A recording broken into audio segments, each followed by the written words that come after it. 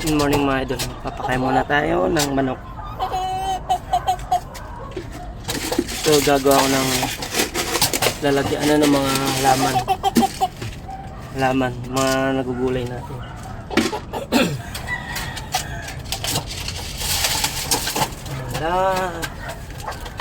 Ano naman yun, mga pangluto.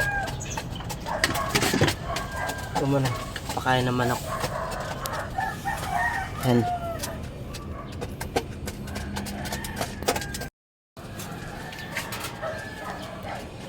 No, buhay na yan. Kamatis na nakatiwarik.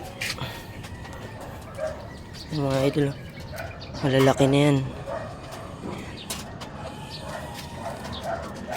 Meron pa dito eh, yung mga talbos. Ito kamatis. Kamatis pa yan.